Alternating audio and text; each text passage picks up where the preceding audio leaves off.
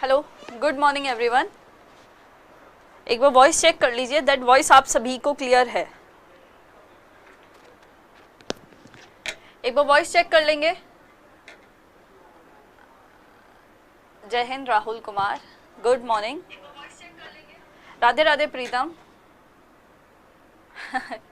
खम्बा गणी, अच्छा okay Pankaj, good morning Nikita. चलिए, हम बात कर रहे थे, मैकेनिक्स को पढ़ रहे थे, यांत्रिकी पे हम चर्चा कर रहे थे। यांत्रिकी, राइट? हाँ, गुड मॉर्निंग। चलिए एक बार वॉइस चेक कर लीजिए और साथ ही में चेक कर लीजिए screen is visible to you, I am audible to you and as well as I am visible to you. मैं आपको दिख भी रही हूँ, सुनाई भी आ रही हूँ। देन आफ्टर अपन फर्दर क्लास को स्टार्ट करते हैं। और बाकी सब सही है? आप लोगों की तबीयत वगैरह सब सही है? आप लोग सही से पढ़ रहे हैं? सब कुछ अच्छा चल रहा है? समझ आ रही है? चीजें क्लियर हो रही हैं? वो भी एक बार बता देंगे कि दैट इज सब क्लियर है। चलिए बताएंगे। साइंस की सारी पीडीएफ्स आपके लिए अपलोड हो रही है टाइम टू टाइम, बस आपको वर्क करना है, उनको रिवाइज करते हुए चलना है। तो रिवीजन अपना स्टार्ट रखिए। ऑडिबल एंड विजिबल, ठीक है। स्टार्ट करते हैं फिर क्लास को, एक रिवीजन ले लेते हैं, इतने और स्टूडेंट्स जो हैं वो आकर के कनेक्ट हो जाएंगे। मैकेनिक्स या यांत्रिकी की जब बात की जाती है तो यांत्रिकी, जिसमें हम किसकी बात कर रहे थे? Study of motion of particles, यानी हमारे जितने भी कण हैं उन कणों के यदि हमें गति का अध्ययन करना होता है तो उसको हम यांत्रिकी या मैकेनिक्स कहते हैं, जिसको हमने स्टैटिक्स, काइनेमेटिक्स और डायनामिक्स में डिवाइड किया था। स्टैटिक्स का मतलब यदि कोई ऑब्जेक्ट रेस्ट में रखा हुआ है उस टाइम उसका यदि हमको अध्ययन करना है तो उसको हम कहते हैं स्टैटिक्स। यदि मान लो कोई ऑब्जेक्ट है वो मोशन में है तो मोशन के टाइम पे यदि हमको स्टडी करना है तो उसको कहते हैं हम काइनेमेटिक्स। और डायनामिक्स का मतलब हो गया यदि मुझे फोर्स प्लस मोशन दोनों की स्टडी करनी है, बल और गति दोनों का अध्ययन करना है, तो उसको मैं रख देती हूँ अपने डायनामिक्स में। बॉडी दो तरीके से हमने समझी थी, रेस्ट या स्थिर, और दूसरा था हमारा मोशन यानी कि हमारी गति। यदि हमारी वस्तु समय के साथ अपनी स्थिति को चेंज कर रही है तो इसका मतलब वो गति कर रही है, और यदि वह समय के साथ नहीं बदल रही है इसका मतलब वो गति नहीं कर रही है। रेस्ट के अंदर आपकी जो एनर्जी है वो जीरो होती है, और वहीं गति के अंदर जो आपकी एनर्जी है वो कांस्टेंट होती है, यानी कि आपके पास एक नियत मिलती है। नेक्स्ट आपके पास आता है, डिफरेंट तरीके के हमने डायमेंशंस देखे थे। तो उसमें हमारे पास पहले था वन डायमेंशनल, यदि केवल एक अक्ष पे गति हो रही है, एक अक्ष पे, तो उसको कहते हैं वन डायमेंशनल। दो अक्ष पे गति हो रही है तो उसको टू डायमेंशनल। तीन अक्ष पे गति हो रही है तो उसको थ्री डायमेंशनल हम कह देते हैं। एग्जाम्पल हमने देखा था, दैट इज आपका किसी भी रेलवे ट्रैक पे रेलवे का चलना, किसी भी एक इंसान का रोड पे चलना है ना, रोड पे वॉक मतलब चलना, इसके अलावा किसी भी ऑब्जेक्ट को ऊपर से नीचे फेंकना, ये सारे हमारे वन डायमेंशनल के एग्जांपल होते हैं। टू डायमेंशनल में एक इंसेक्ट का क्रॉलिंग या रेंगना, इसके अलावा हमारा अर्थ का सन के अराउंड रिवॉल्यूशन करना और अपनी एक्सिस पे भी रोटेशन करना, ये भी हमारा 2D होता है। नेक्स्ट होता है हमारी बिलियर्ड की बॉल, जो गेम होता है उसमें बॉल का जो रोटेशन होता है, एक तो वो रोटेशन भी करती है और एक वो सीधा ट्रांसलेटरी भी करती है, मतलब यहाँ से भी आप याद रख सकते हो। बाकी दो तरीके के वो मोशन कर रही है तो इसको बोलते हैं 2D के अंदर। नेक्स्ट होता है 3D, यानी आपकी पतंगा हवा में उड़ना, या आपका कोई भी गैस का एक कण है जिसकी रैंडम मोशन को हम कह सकते हैं हमारे पास 3D मोशन। नेक्स्ट आया था रेक्टिलिनियर, यदि आपका पार्टिकल जो है वो एक स्ट्रेट लाइन में या एक सीधी रेखा में गति कर रहा है तो उसको बोलते हैं रेक्टिलिनियर। यदि कोई पार्टिकल आपका सर्कुलर है ना, सर्कुलर पथ पर कर रहा है तो उसको बोलते हैं सर्कुलर मोशन, और वहीं टू एंड फ्रो या बैक एंड फोर्थ गति कर रहा है तो उसको बोल देते हैं ऑसिलेटरी मोशन। नेक्स्ट हमने देखा था that is your translatory motion में हमने देखा था यदि समान समय में वो समान मतलब उसके जितने भी पार्टिकल्स है ना, सारे पार्टिकल्स सेम टाइम में सेम ही दूरी को तय कर रहे हैं तो उसको हम ट्रांसलेटरी कह रहे थे। नेक्स्ट आया था रोटेरी में भी सेम, हमारे पास जो पाथ है वो कैसा है, कर्व है, लेकिन वहां पे जितने भी पार्टिकल्स है वो सेम टाइम में सेम ही डिस्टेंस को कवर करते हुए चल रहे हैं, सेम इंटरवल ले रहे हैं तो उसको बोल दिया रोटेरी। और वाइब्रेटरी का मतलब just same like your oscillatory, बस उसका एम्पलीट्यूड क्या हो जाता है, छोटा हो जाता है। यदि मुझे माइक्रोस्कोपिक लेवल पे स्टडी करनी है मोशन की, टू एंड फ्रो की या बैक एंड फोर्थ की, तो उसको मैं ऑसिलेटरी ना कह करके वाइब्रेटरी मोशन के नाम से कह देती हूँ, कंपन गति में उसको कह दूंगी। एग्जाम्पल इसके देखे थे हमने, एक that is your translatory motion का, किसी भी ऑब्जेक्ट यदि वो रखा है तो इंक्लाइंड प्लेन पे से उसका गिरना। यदि कोई बुलकॉक का काट है तो वो किसका उदाहरण होता है, हमारे ट्रांसलेटरी और साथ में रोटेरी मोशन का उदाहरण होता है। ये कुछ क्वेश्चंस हमने किए थे। नेक्स्ट जो है, हमने डिस्टेंस और डिस्प्लेसमेंट जो है वो समझ लिया था, डिस्टेंस डिस्प्लेसमेंट की हमने बात भी कर ली थी, राइट। रोटेरी मोशन का मतलब होता है यदि जैसे आपका जो कर्व है ना, बात तो वही सर्कुलर की हो रही है, पाथ तो कैसे रहने वाला है, सर्कुलर ही रहने वाला है, लेकिन सर्कुलर के अंदर ही ना वो उसके जितने भी पार्टिकल्स हैं वो सभी particles same interval of time में चल रहे हैं और सेम ही डिस्टेंस को कवर करते हुए चल रहे हैं। जैसे मैं चली ना, मेरे पीछे मान लो और 5-6 लोग हैं, तो जितने टाइम में मैं चली एक कर्व का पाथ के ऊपर, उतने ही टाइम में वो चलेगा, फिर उसके आगे वाला चलेगा, फिर उसके आगे वाला चलेगा। तो एक गिवन इंस्टेंट ऑफ टाइम में कर्व पाथ के ऊपर जो ये मोशन हो रहा है ना, इसी को हम बोल देते हैं रोटेरी मोशन। रोटेशन से समझ लो जैसे अर्थ का अपनी एक्सिस पे रोटेशन होना, वो भी कौन सा एक मोशन हो गया, रोटेरी मोशन हो गया। वो सेम टाइम में कर्व पाथ पे ही सेम टाइम में चल रही है। हाँ, नेक्स्ट हम बात कर रहे थे दैट इज आपके डिस्टेंस और डिस्प्लेसमेंट की। तो डिस्टेंस डिस्प्लेसमेंट में हमने देखा था दूरी, तो टोटल जितना आपके पथ की लंबाई होती है उसी को हम दूरी कह देते हैं, और सबसे छोटी जो दूरी होती है उसको विस्थापन या डिस्प्लेसमेंट कहते हैं। दोनों की यूनिट आपकी मीटर ही होती है, बस ये आपके एक स्केलर क्वांटिटी है और ये वेक्टर है। स्केलर है, इसका मतलब इसका मान हमेशा पॉजिटिव रहेगा, चाहे आप कितनी भी दूरी को तय करते जाओ, कितना भी आगे चलते जाओ, वो हमेशा एक दूसरे में एड ऑन होती जाएगी। लेकिन डिस्प्लेसमेंट आपके पास 0, प्लस, माइनस तीनों चीज हो सकती है, that's why it is a vector quantity. ये यहाँ आपको डायरेक्शन जो है वो आ जाती है। यदि हम प्लस वाली डायरेक्शन है ना, ये प्लस, यदि मैं आगे की तरफ बढ़ रही हूँ, इसको यदि मैं प्लस ले रही हूँ तो पीछे जाने वाले को मैं क्या लूंगी, माइनस लूंगी। तो यहाँ डायरेक्शन का जो इन्वॉल्वमेंट है वो हमने देखा था। इसके साथ हमने कर्व पे देखा था, दैट इज यदि मैं बात करती हूँ हमारे पास कोई पाथ है, वो कर्व पाथ है, तो यहाँ पे डिस्टेंस तो हमारे पास मौजूद होता है, लेकिन डिस्प्लेसमेंट क्या हो जाता है, 0 हो जाता है। वहीं नंबर लाइन पे देखा था कि डिस्टेंस और डिस्प्लेसमेंट एक दूसरे के बराबर हो सकते हैं, लेकिन हर स्थिति में बराबर नहीं हो सकते हैं। कुछ हमने ऐसे एग्जाम्पल भी देखे थे जहां डिस्टेंस तो आ रहा था, जैसे हमने देखा था 80 + 40, 120 मीटर हमारे पास आ गया था डिस्टेंस, लेकिन वही डिस्प्लेसमेंट वहाँ पे क्या हो गया था, 40 ही रह गया था, क्योंकि हमको वापस कहाँ जाना पड़ा था, माइनस की डायरेक्शन में जाना पड़ा था। इसके अलावा हमने सीखा था कि जितना भी डिस्प्लेसमेंट है, सारे डिस्प्लेसमेंट को हम डिस्टेंस कह सकते हैं, लेकिन सारे डिस्टेंस को हम डिस्प्लेसमेंट नहीं कह सकते। एक पॉइंट और एड ऑन किया था हमने, दैट इज जो डिस्टेंस होता है वो हमेशा ज्यादा या अधिक होगा as compare to your displacement, यानी डिस्प्लेसमेंट का मान हमेशा कम रहेगा या बराबर हो जाएगा आपके डिस्टेंस के, लेकिन कभी भी ज्यादा नहीं होगा डिस्टेंस से। हाँ, रोटेरी मोशन में आप व्हीकल के एग्जाम्पल समझ सकते हो। हाँ ओके, अब है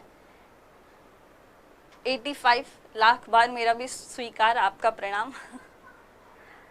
चलिए, जो हमारा डिस्प्लेसमेंट है उसमें हम, हाँ, इनिशियल पॉइंट में ऑब्जेक्ट कितना डिस्प्लेस हुआ है, तो इनिशियल पॉइंट से ही तो फाइंड आउट करते हैं। अब जरा यहाँ पे 1-2 टर्म्स को और समझना। देखो, मैं बात कर रही हूँ एक तो रेफरेंस पॉइंट की, रेफरेंस पॉइंट, और एक होता है ओरिजिन पॉइंट।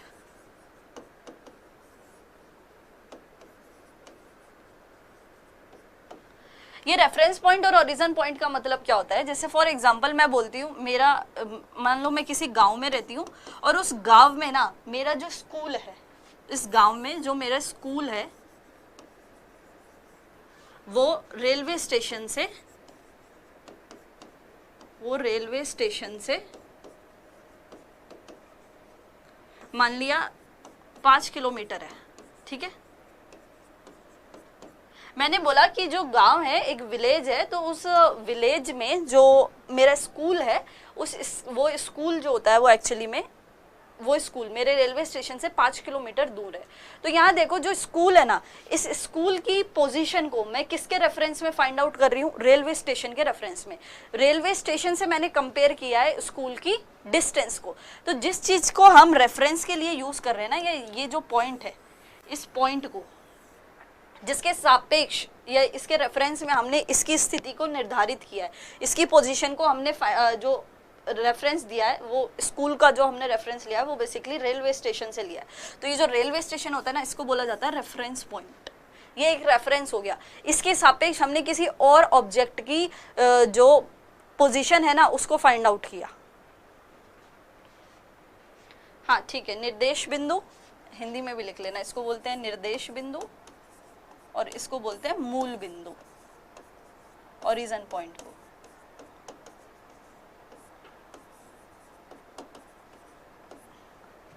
ठीक है, जिस चीज के सापेक्ष हम किसी और चीज की स्थिति को डिफाइन कर रहे हैं, पोजीशन को डिफाइन कर रहे हैं, उसके लिए हमें एक पॉइंट चाहिए होता है जिसको हम रेफरेंस पॉइंट कहते हैं।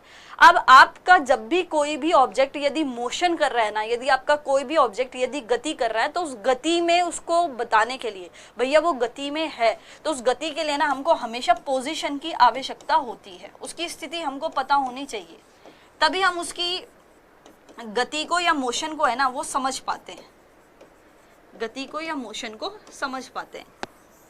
तो इस स्थिति के लिए बेसिकली हम ये दो पॉइंट्स को यूज करते हैं, एक को रेफरेंस पॉइंट बोला जाता है, एक को ओरिजिन पॉइंट बोला जाता है। रेफरेंस का मतलब जो आपने रेफरेंस दिया है, और ये रेफरेंस पॉइंट जो होता है ना, इससे जो हमारे पास स्थिति आई, जहां से उसने बेसिकली स्टार्ट किया, उसको बोल देते हैं हम ओरिजिन पॉइंट, यानी कि आपका मूल बिंदु। तो मोशन के अंदर ये दो पॉइंट्स है जिनकी जस्ट नॉर्मल एक स्टडी की जाती है ना। जस्ट बेसिक याद रखो कि मोशन के लिए हमें या किसी भी गति के लिए हमको मूल बिंदु या निर्देश बिंदु की आवश्यकता होती है। Why we use these points, just because कि जो स्कूल से यदि मुझे निकालना है तो रेलवे स्टेशन तो मेरा रेफरेंस हो जाएगा, यानी मेरा निर्देश बिंदु हो जाएगा, और वहीं जहां से मैंने स्टार्ट किया उसको मैं ओरिजिन या मूल बिंदु कह देती हूँ। हाँ, रेलवे स्टेशन रेफरेंस पॉइंट है।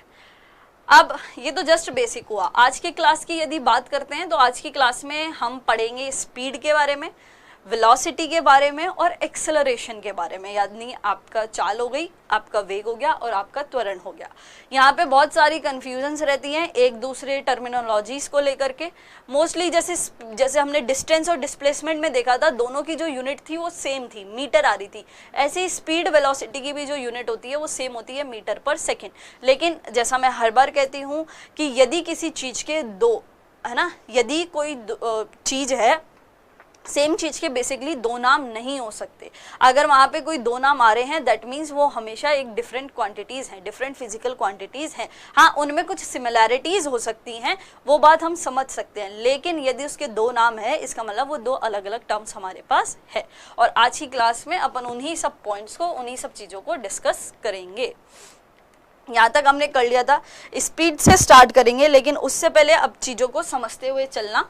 ठीक है, अभी एक बार कमेंट कर दो, all thing is clear to you, सब चीज़ें समझ आ रही हैं। आज की जो क्लास है उसमें लेवल थोड़ा सा अप रहेगा, ठीक है, क्योंकि ये चीज़ें ऐसी हैं जहां आपको थोड़ा सा अपना माइंड को ना ऐसे एक्टिव रखना पड़ेगा, और उस एक्टिवनेस के थ्रू ही आप चीज़ों को कैच कर पाओगे, समझ पाओगे। पढ़ेंगे हम वो सब भी जो अपनी गॉडफादर में लिखा हुआ है, लेकिन जैसा मैंने कहा है हम इसके अलावा एक्स्ट्रा चीज़ों को भी कवर करेंगे। तो वो कवर करने के लिए आपका फुली यहाँ कंसंट्रेट होना ज़रूरी है, इसलिए ही मैं जोर दे रही हूँ इस बात पे, दैट इज़ अपने माइंड को यहीं पे रखना थोड़े टाइम के लिए। सबसे पहले हम जो है, ऑल वेल है, ठीक है, देखो अब सबसे पहले जो है वो हम बात कर लेते हैं हमारे स्पीड की, यानी कि हमारे चाल की। आजकल मैच चल रहे हैं, मैच अभी आप सब लोग देख ही रहे हो, है ना। अभी लास्ट भी हुआ है, 5 तारीख को मैच था अभी इंडिया और साउथ अफ्रीका का, है ना, जब कोहली का बर्थडे था। तो मैच तो अपना चल ही रहे हैं, आईसीसी वर्ल्ड मैच जो चल रहे हैं आपके चैंपियनशिप। अब उसी में समझो, जब वो लोग बॉलिंग करते हैं ना, जैसे मान लो उनमें से कोई बॉलर है, जैसे जसप्रीत बुमराह है मान लो, तो वो क्या कर रहा है, बॉलिंग कर रहा है। तो बॉलिंग के टाइम पे वो क्या करेगा, बॉलिंग के टाइम पे वो कितनी स्पीड से, है ना, कितनी स्पीड से, या आप कभी देखना डिस्प्ले होती है ना, जो आपको स्क्रीन दिखती है, उस स्क्रीन में देखना यहाँ पे लिखा हुआ आता है कि ये ना इतनी स्पीड से चल रहा है। जैसे मान लो कोई 143 किलोमीटर पर आवर से है, कि जो बॉल की वो उसका इतना है, या फिर मान लो 142 लिखा है, 140 लिखा है, 138 लिखा है, 129 लिखा है, ऐसे अलग अलग ये लिखी होती हैं। ये स्क्रीन पर देखना आपको लिखी हुई मिल जाती है। तो एक्चुअली में ये आपको क्या बताना क्या चाह रही है, इस तरीके की चीज़ें यदि आप मैच देखते हो तो आपको ये स्क्रीन पर लिखा हुआ दिख जाएगा, यदि आपने ध्यान दिया हो। कभी देखा है ये, आपने देखा है आपको ये स्क्रीन पर लिखा हुआ दिखता है, ये आपने ध्यान दिया है कि इस तरीके की चीज़ें वहाँ पे लिखी हुई देखने को मिलती हैं। अभी दोबारा मैच होगा ना, शायद 19 को मैच है, तब ध्यान देना स्क्रीन के ऊपर। स्क्रीन पे आपको मिल जाएगा इस तरीके का डाटा जो है आपको लिखा हुआ मिल जाता है। तो ये एक्चुअली आपको क्या बताना चाह रहे हैं वहाँ पे, ये किस चीज़ को हमको दर्शा रहे हैं। तो ये दर्शाने का मतलब ही क्या हो गया, ये आपको बता रहे हैं कि किसकी स्पीड बता रहे हैं, या फिर क्या बताना चाह रहे हैं, चाल बताना चाह रहे हैं। किसकी? जिस स्पीड से जो बॉल है वो क्या हो रही है, जा रही है ना। हाँ, जैसे 1 आवर में 143 या जो भी है, व्हाटएवर जो भी हम देख रहे हैं, वो जिस भी चीज़ को डिफाइन कर रहे हैं, जैसे बॉलिंग की कर रहे हैं तो उस बिहाफ पे हम इसको जज करते हैं। अब समझते चलना, स्पीड या चाल को यहाँ से हम देख सकते हैं कि इसको हमने स्पीड कहा, लेकिन इसकी थोड़ी और स्टडी करते हैं। जब हम और स्टडी करते हैं तो हम मोशन को तो पढ़ाए थे, मोशन यानी कि गति को तो पढ़ाए थे। क्या होता है गति या मोशन? मोशन या गति का मतलब क्या होता है? अब आपका इंटरेक्शन होना यहाँ पे बहुत ज़रूरी है, अपने पीछे की टर्म्स को क्लियर करके रहना और आंसर करते चलो अब फटाफट। मोशन या गति का मतलब क्या होता है? हाँ, दैट इज हमारी जो स्थिति है या हमारी जो पोजीशन है उसका टाइम के साथ चेंज होना, is simply motion, is simply गति, राइट। अब यदि मैं बात करती हूँ, यदि मुझे ये जो मोशन या गति है ना, इसके अंदर ये जो मोशन या गति है ना, ये इस मोशन की या गति की मुझे रेट में परिवर्तन करना है, ठीक है। मैंने क्या कहा, यदि मुझे rate of change in motion निकालना है, यानी कि मुझे मेरे गति में परिवर्तन की दर को निकालना है,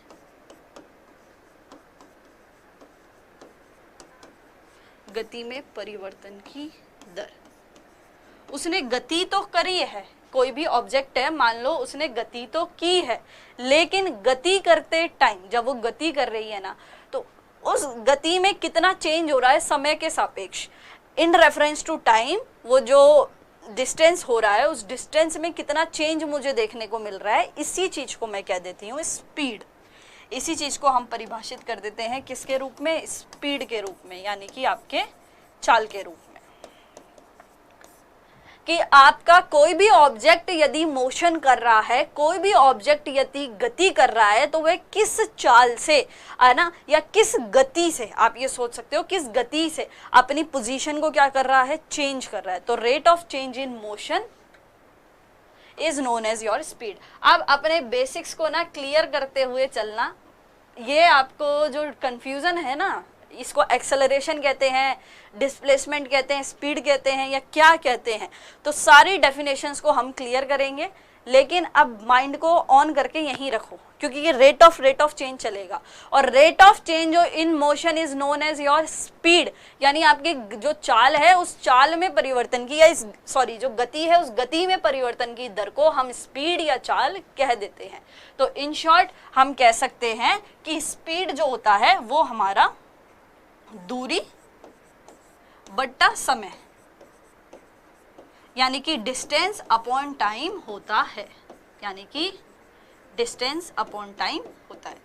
अब मुझे ये बताओ, हम पढ़ के आए थे कि जो डिस्टेंस होता है उस डिस्टेंस का SI मात्रक हमारे पास होता है मीटर, टाइम का SI मात्रक होता है मेरे पास सेकंड। तो इन शॉर्ट स्पीड जो है उसका मात्रक हो गया मेरे पास मीटर पर सेकंड, ठीक है। क्या बोला मैंने कि जो हमारा मोशन है उस मोशन में किस रेट से चेंज हो रहा है ना, मुझे उस मोशन में चेंज को फाइंड आउट करना है और उसको टाइम के रेफरेंस में फाइंड आउट करना है, तो उसको मैं कह दूंगी स्पीड, यानी कि मेरी चाल। तो इन शॉर्ट जो मेरा स्पीड या चाल होता है वो दूरी बट्टा समय, यानी डिस्टेंस अपॉन टाइम होता है। डिस्टेंस को मेजर करते हैं मीटर में, टाइम को करते हैं सेकंड में, तो यहाँ इसकी यूनिट आ गई मीटर पर सेकंड। अब इसका LMT का फॉर्मूला आप बताओगे, स्पीड में LMT का फॉर्मूला क्या होता है।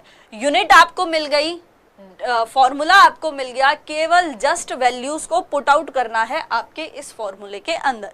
तो बता स्पीड का LMT का फॉर्मूला क्या होगा आपके चाल का?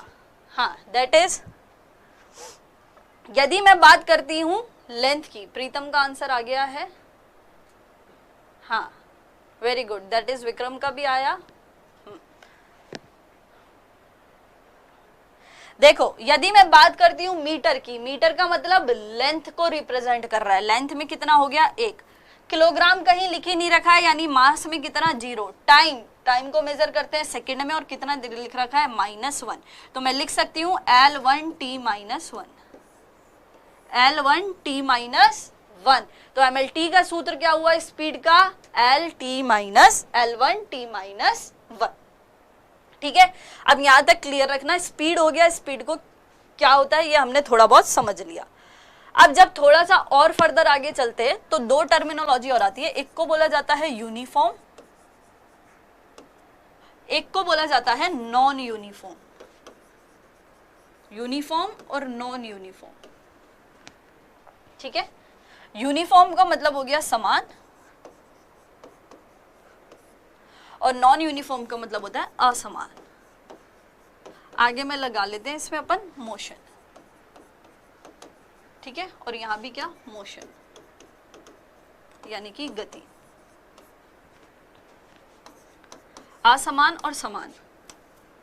आप समझो, यदि आपका कोई भी ऑब्जेक्ट सेम टाइम में सेम डिस्टेंस को ट्रेवल कर रहा है, सेम टाइम में सेम डिस्टेंस को ट्रेवल कर रहा है,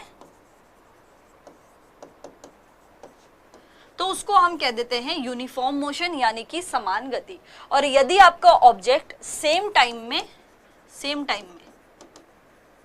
असमान दूरी को तय कर रहा है, असमान दूरी तय कर रहा है, तो उसको हम बोल देते हैं that is your non uniform motion.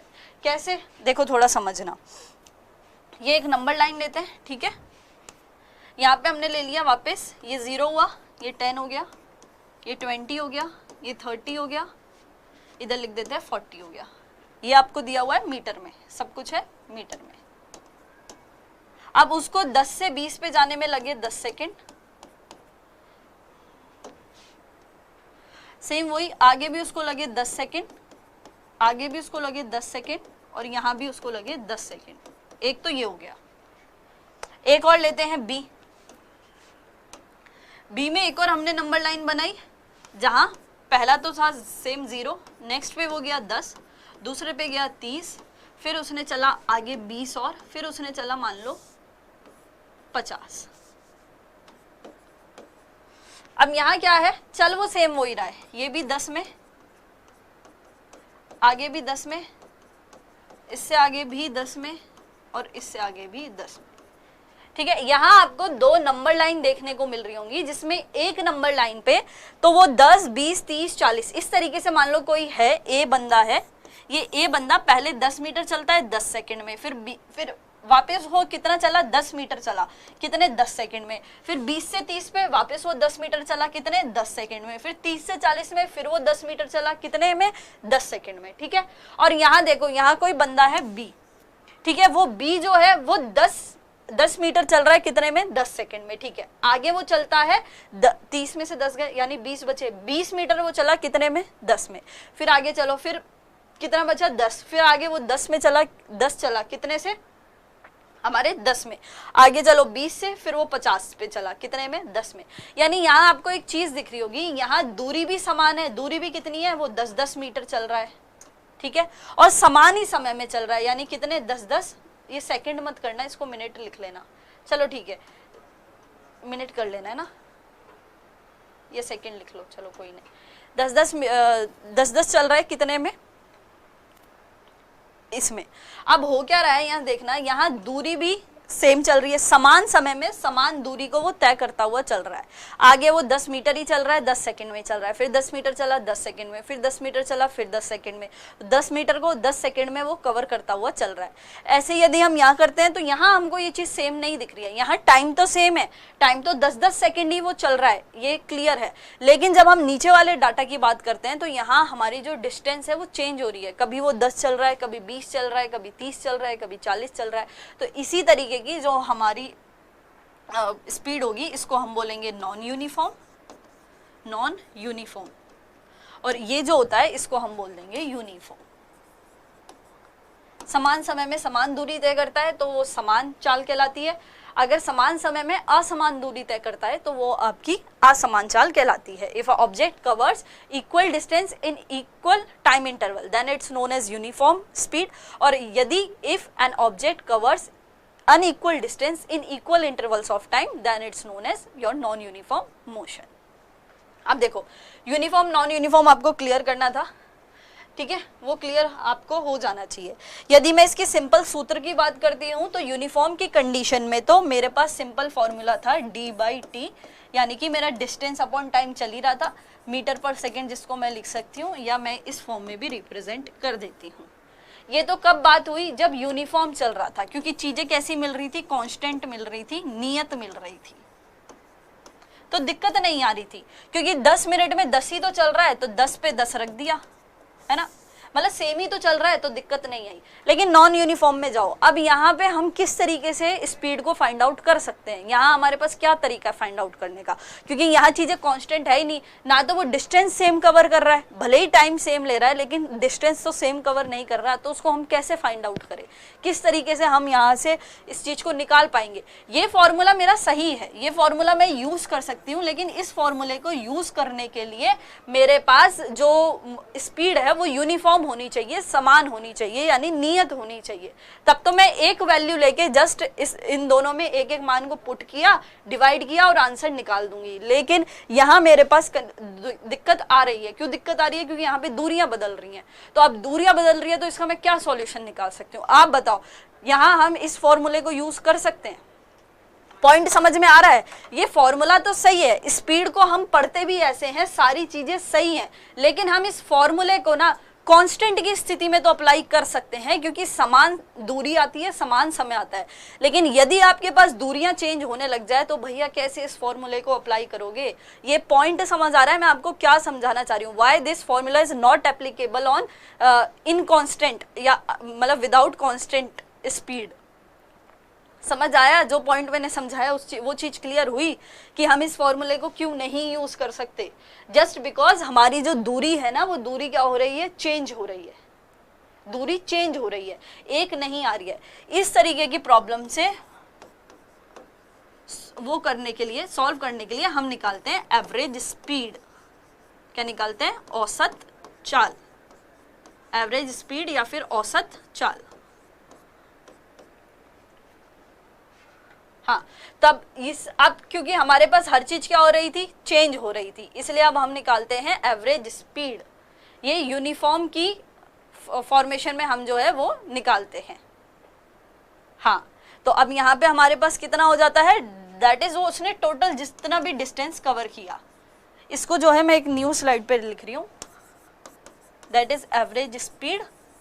तो एवरेज स्पीड का कंसेप्ट समझ आया, हम औसत चाल को यूज क्यों करते हैं, या औसत चाल आपको कब यूज करनी चाहिए, जब आपको स्पीड अलग अलग दे रखी हो। अब तक हम फॉर्मूला तो पढ़ते हैं, दोनों चीज का फॉर्मूला पढ़ते हैं, लेकिन उसको अप्लाई कहाँ करते हैं ये भी तो आना चाहिए। Total distance travelled upon total time taken, यानी आपकी जो औसत चाल होती है, औसत चाल वो आपका कुल जितना भी उसने कुल दूरी जो भी उसने ट्रैवल की है या चली है, और कुल समय के मध्य का अनुपात बेसिकली होती है।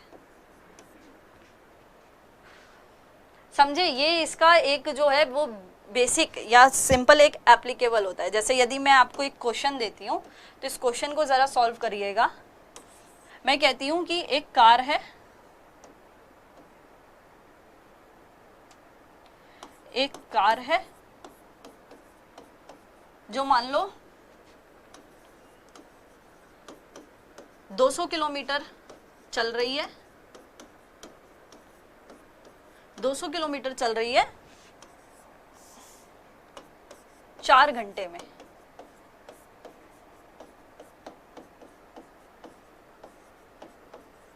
तो बताओ औसत चाल क्या होगी। तो बताओ औसत चाल क्या होगी। क्वेश्चन आपको समझ आया? हाँ, जस्ट सिंपल है।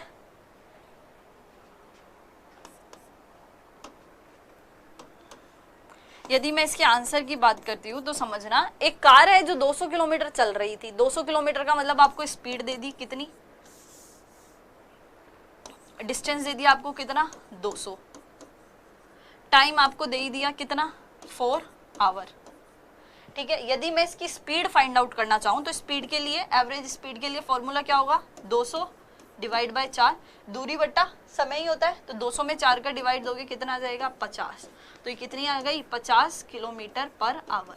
यहाँ मीटर पर सेकंड में नहीं था, यूनिट किलोमीटर और आवर में थी, that's why 50 kilometre per hour आ जाती है। लेकिन अब मुझे ये बताओ, जब मैं इस 50 की बात करती हूँ तो जब ये कार चल रही है तो क्या ये हमेशा ही इस 50 किलोमीटर से चलेगी? इस 50 किलोमीटर पर आवर का मतलब क्या हुआ?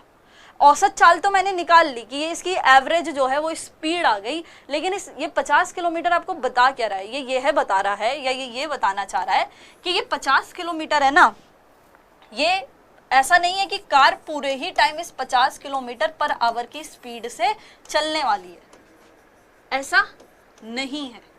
ये 50 किलोमीटर से कहीं पे ज्यादा भी हो सकती है, कहीं पे कम भी हो सकती है। जरूरी नहीं है कि पूरे रास्ते वो 50 से ही चलेगी, नहीं भैया, ऐसा कोई जरूरी नहीं है।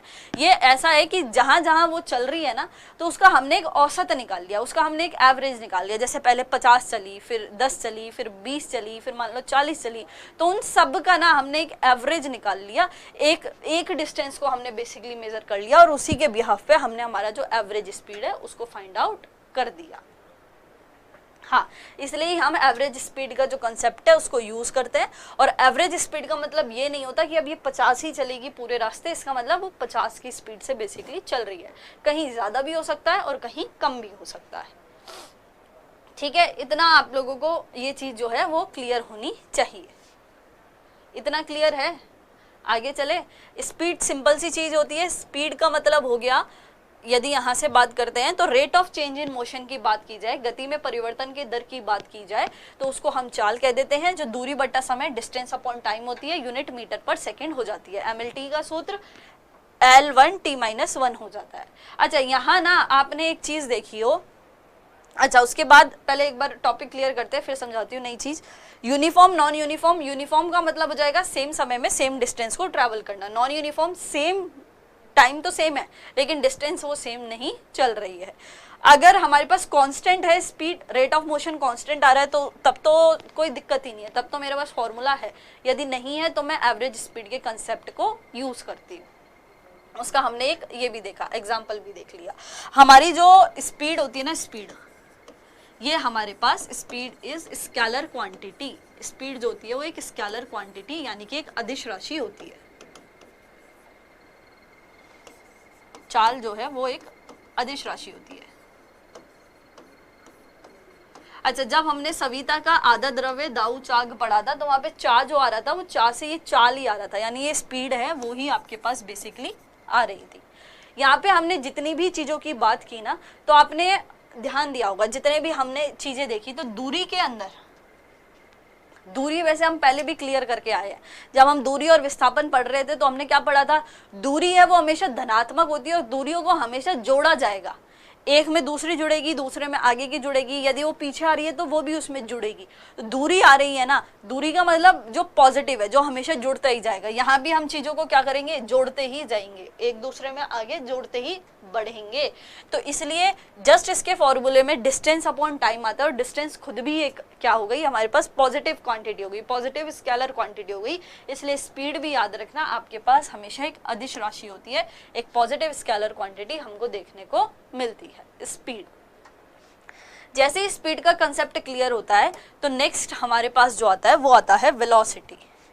स्पीड के बाद आता है वेलोसिटी। स्पीड के बाद आया वेलोसिटी, जिसको हम कहते हैं वेग। अब समझो स्पीड, ये वेलोसिटी या वेग क्या होता है। अभी हमने बात की थी हमारे rate of change in motion की, rate of change in motion की। यदि मेरे गति में परिवर्तन हो रहा है, ठीक है, तो उसको मैं बोल रही थी स्पीड, ठीक है। या तो मैं इसको rate of change in motion कह सकती हूँ या मैं इसको स्पीड भी कह सकती हूँ, दोनों में से मैं कुछ भी कह सकती हूँ, क्योंकि दोनों का मतलब क्या है, सेम ही है, ठीक है, दोनों का मतलब क्या है, सेम ही है। यदि मैं इस स्पीड के साथ, यदि मैं आपको बोलती हूँ, यदि मैं इस स्पीड के साथ डायरेक्शन को लगा दूं, अभी वहां पे डायरेक्शन गिवन नहीं थी, वहां केवल चीजें चल रही थी, है ना, केवल हम दूरियों को जोड़ रहे थे, अभी डायरेक्शन नहीं आई कि इधर जाना है इधर जाना है, या अभी केवल पॉजिटिव में काम चल रहा है, अभी हम नेगेटिव में गए नहीं है, अब जाएंगे। यदि मैं स्पीड में डायरेक्शन को जोड़ दूं, या फिर ये जो मैंने लिखा है rate of change in motion में यदि मैं डायरेक्शन को जोड़ दूं, तो इसी चीज को हम बोलते हैं हमारे पास वेलोसिटी, इसी चीज को बोलते हैं वेलोसिटी, यानी कि आपका वेग। जब भी आपके rate of change in motion के अंदर डायरेक्शन को ऐड ऑन कर दिया जाता है, उसके अंदर आपको दिशा को दे दिया जाता है, यानी स्पीड के साथ यदि आपको दिशा दे दी जाए, तो वो आपका वेग जो है वो बन जाता है, यानी आपके वेलोसिटी जो है वो बेसिकली बन जाती है। तो वेलोसिटी जो होता है वो आपके, वैसे फॉर्मूले की बात करें तो वो होता है डिस्प्लेसमेंट अपॉन टाइम, यानी कि आपका विस्थापन बटा समय, विस्थापन बटा समय, ठीक है। चेंज होता है, अब यहाँ क्या आया, डिस्प्लेसमेंट आ गया, वहां पे केवल हमारे पास डायरेक्शन चल रहा था, केवल दिशा चल रही थी, आप केवल डायरेक्शन चल रहा था, सॉरी डायरेक्शन ही चल रहा था, आई correct, that is only distance चल रहा था, है ना, केवल दूरी चल रही थी, आप जस्ट नॉर्मल उस दूरी के साथ ना आपको दिशा दे दी, और यही तो डिस्प्लेसमेंट होता है। डिस्प्लेसमेंट में तो हमने यही पढ़ा था, शॉर्टेस्ट डिस्टेंस को भी हम डिस्प्लेसमेंट कहते हैं, और यदि डिस्टेंस जब हमने देखा था, दोनों एग्जाम्पल्स में हमको सेम वैल्यू देखने को मिली थी 80-80, उसके बाद जस्ट हमने क्या की, डायरेक्शन को चेंज कर दिया, जैसे ही डायरेक्शन चेंज की डिस्प्लेसमेंट भी चेंज हो गया था। तो जस्ट नॉर्मल यदि इसके साथ डिस्टेंस के साथ, या ये जो स्पीड है ना, इस स्पीड के साथ यदि आपको डायरेक्शन दे दी जाए, या rate of change of motion के साथ आपको डायरेक्शन दे दी जाए, तो वो आपके वेलोसिटी बन जाता है। यूनिट की बात करते हैं, डिस्प्लेसमेंट की भी मीटर, टाइम की सेकेंड, तो ये हो जाती है मीटर पर सेकेंड। और एलएमटी का सूत्र क्या होगा, अभी आप बना के आए थे, एल में कितना 1, एम में 0 और टी माइनस 1, वही सेम फॉर्मूला जो स्पीड का होता है वही हमको वेलोसिटी में देखने को मिलता है। अभी नेगेटिव पॉजिटिव की बात करेंगे, पहले इतना समझ लो, ठीक है। वेलोसिटी की एक डेफिनेशन और याद रखना, वेलोसिटी दैट इज आपकी जो स्पीड है ना, किसी भी डेफिनेट डायरेक्शन, यदि मैं बोलती हूँ किसी भी एक डेफिनेट हमको डायरेक्शन दी है, तो किसी भी डेफिनेट डायरेक्शन में जो स्पीड है, में स्पीड को हम वेलोसिटी ही कहते हैं, वेलोसिटी कहते हैं। ये एक डेफिनेशन और है जिसको याद रखना, अगर बाय चांस पूछ ले तो उस फॉर्म में हमको लर्न करते हुए चलना है। अब सेम वेलोसिटी जो होती है वो भी हमारे पास दो हो सकती हैं, वेलोसिटी भी हमारे पास दो हो सकती हैं, एक तो क्या हो जाती है यूनिफॉर्म, समान चल रही है, और दूसरी हो गई मान लो वेरिएबल, जो क्या हो रही है, चेंज हो रही है। एक तो वही सेम चल रही है यूनिफॉर्म, तब तो कुछ दिक्कत है ही नहीं, चीजें सही चलती जा रही हैं, लेकिन मान लो यदि वेरिएबल हो गई, चीजें क्या होना स्टार्ट हो गई, चेंज होना स्टार्ट हो गई, तो हम क्या करते हैं, सेम फॉर्मूला यूज करेंगे। तो यहाँ पे हमारे पास आता है एवरेज वेलोसिटी, जिसको हम हिंदी में कहते हैं औसत वेग, एवरेज वेलोसिटी यानी कि औसत वेग। औसत वेग होता है आपका initial plus final velocity upon 2। You का मतलब हो गया इनिशियल, वी का मतलब होता है फाइनल, ये होता है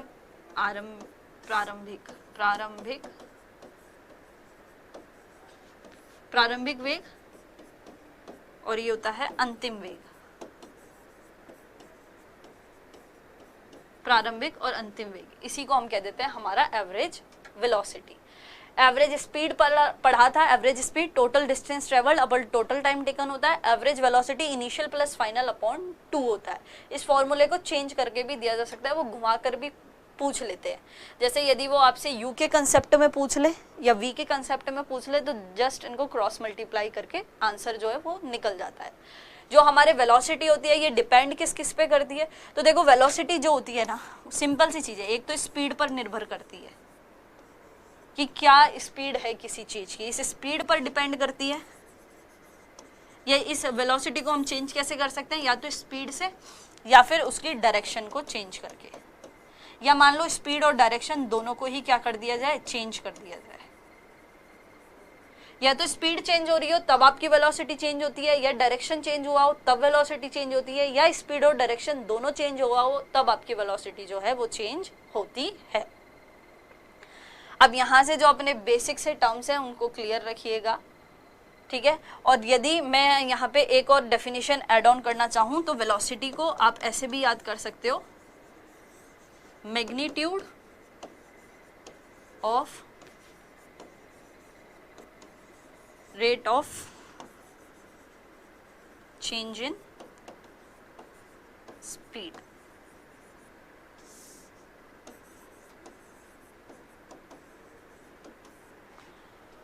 rate of,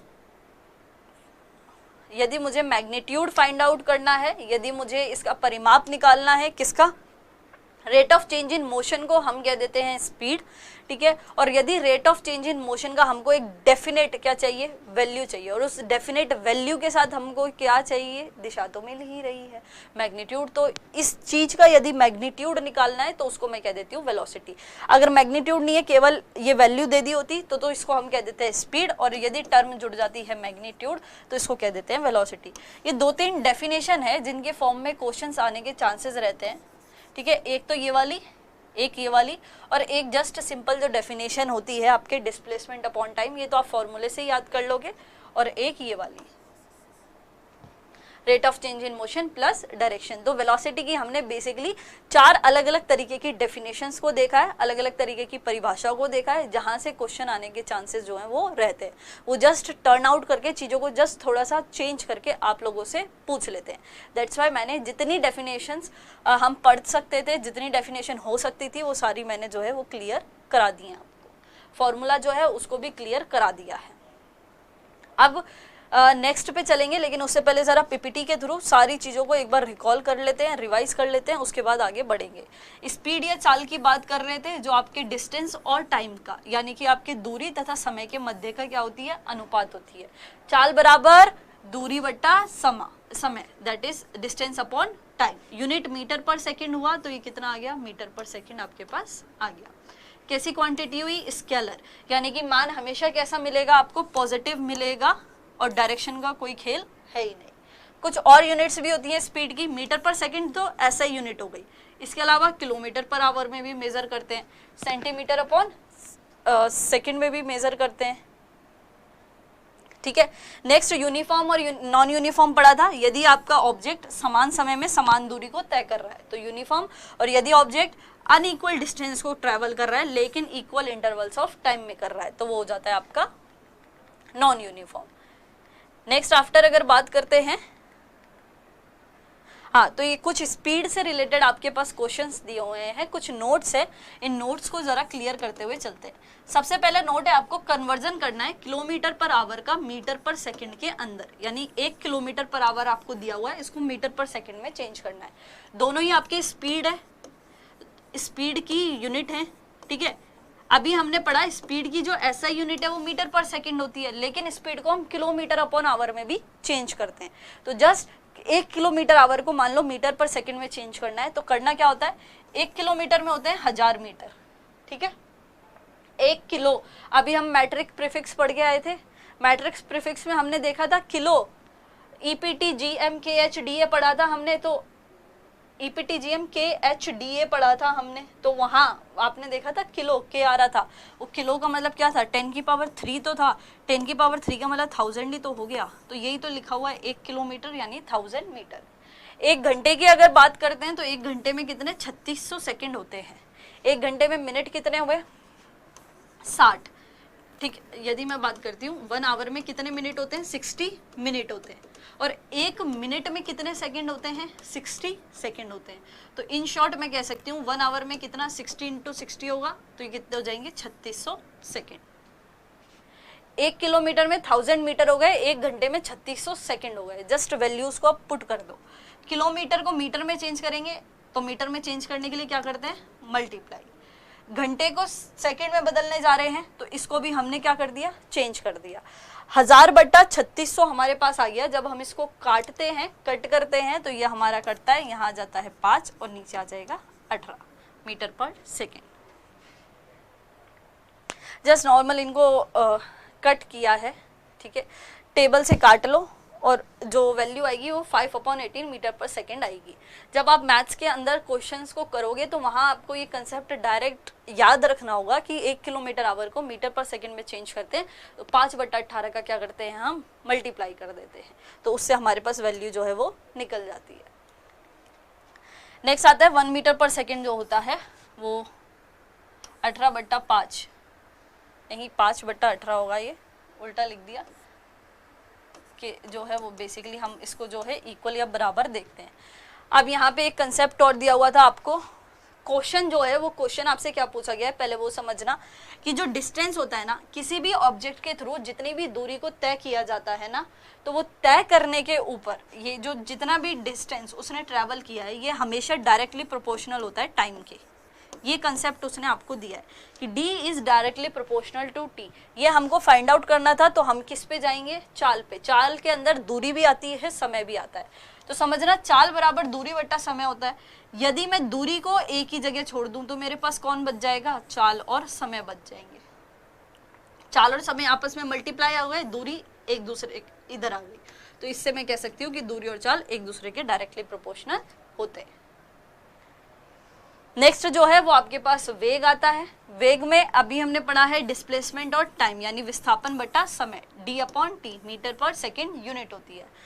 speed of an object in particular direction, किसी भी ऑब्जेक्ट की एक निश्चित दिशा में जो स्पीड होती है उसको हम क्या देते हैं, वेलोसिटी, यानी कि आपका वेग।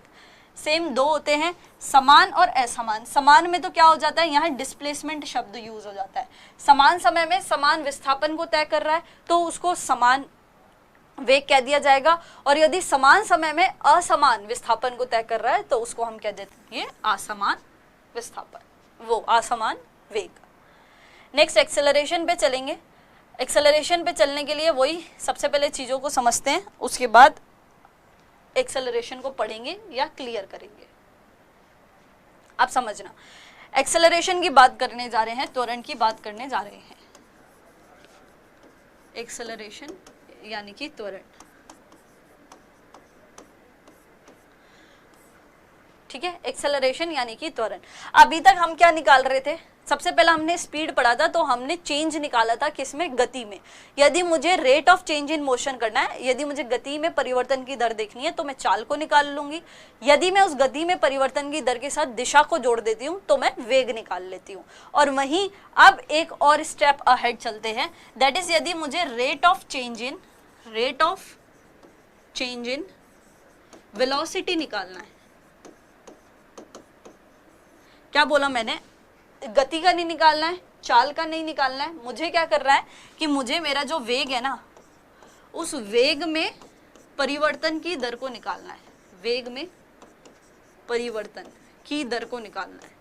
तो वेग में परिवर्तन की दर को निकालने के लिए हम जिस कंसेप्ट का यूज करते हैं उसी को कहा जाता है एक्सेलरेशन या फिर आपका त्वरण। समझे, did you get my point? I am saying, अभी लास्ट हमने बात की थी rate of change in motion. Motion में परिवर्तन स्पीड को बताएगा, मोशन में परिवर्तन के साथ दिशा जोड़ देंगे तो वेग को बताएगा। और यदि मुझे अब इस वेलोसिटी के मान में ही जो वेग में परिवर्तन आ रहा है उसी में यदि उसी की दर यदि मुझे निकालनी है तो उसके लिए मैं एक्सेलरेशन को यूज करती हूँ। एक्सेलरेशन इसके लिए यूज किया जाएगा। अब समझना, यहाँ पे भी दो कंसेप्ट हमको देखते हुए चलने हैं। यदि मैं बोलती हूँ कोई ऑब्जेक्ट है, मान लिया वो किसी एक स्ट्रेट लाइन में ट्रैवल कर रहा है, कोई ऑब्जेक्ट है जो स्ट्रेट लाइन में चल रहा है, ठीक है, कोई भी एक पिंड है जो मान लिया एक सीधे स्ट्रेट पाथ है, स्ट्रेट लाइन पे जो है वो चल रहा है। तो यहाँ पे स्ट्रेट लाइन में चल रहा है तो इसका मतलब वेलोसिटी हमको कैसी मिल रही है, यूनिफॉर्म मिल रही है। यूनिफॉर्म या समान क्या मिल रही है, वेग मिल रहा है। जब भी आपका कोई ऑब्जेक्ट सीधे निश्चित एक पथ के ऊपर गति करता रहता है तो हमारे को जो वेग मिलता है वो समान ही मिलता है। ये आपको एक अजम्पशन भी नहीं है, ये एक्चुअली प्रैक्टिकल भी है। चीज़ों को हम चेंज नहीं कर रहे हैं, ठीक है। तो ये हमको एक नोट के रूप में याद रख लो या इंपॉर्टेंट फॉर्म में याद रख लो, उस फॉर्म में याद रखना है।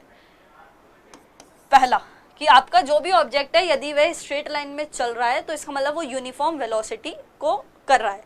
यूनिफॉर्म वेलोसिटी का मतलब मैं कह सकती हूँ, यूनिफॉर्म वेलोसिटी का मतलब कह सकती हूँ कि जो वेलोसिटी है ना वो पूरे टाइम कांस्टेंट ही रहने वाली है। वेलोसिटी कैसी, कांस्टेंट रहने वाली है।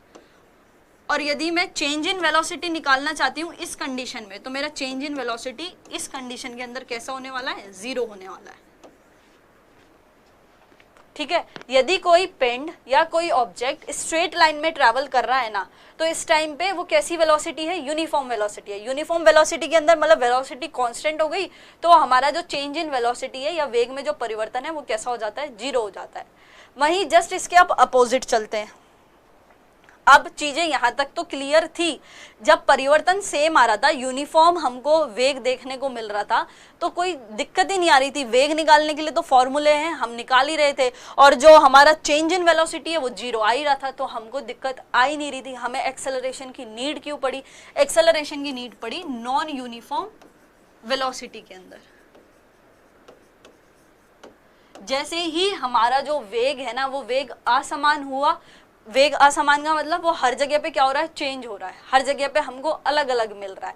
इसकी वजह से हमने एक नई टर्म को डिफाइन किया जिसको बोला गया एक्सेलरेशन, जिसको हिंदी में बोला जाता है त्वरण।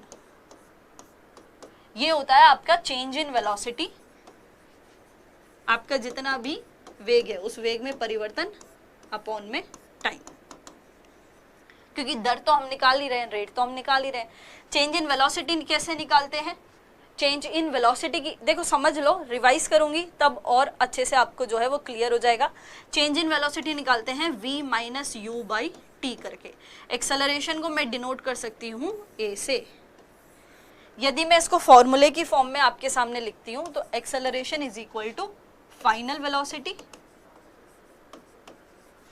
माइनस इनिशियल वेलोसिटी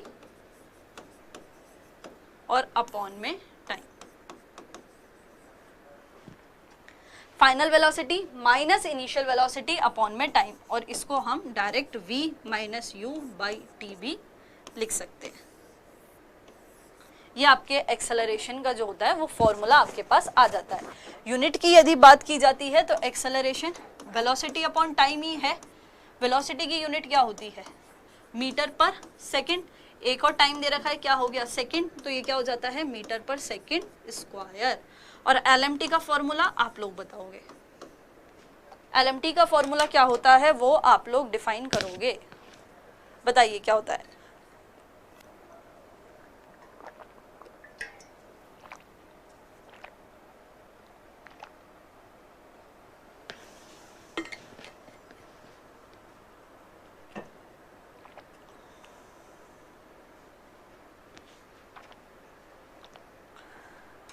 अबे वेलोसिटी नेगेटिव का कंसेप्ट समझाती हूँ, थोड़ा तो तसल्ली रखो, उस फॉर्म पे आने तो दो, उस लेवल पे आने तो दो, चीजें धीरे धीरे ही तो क्लियर करेंगे ना यार।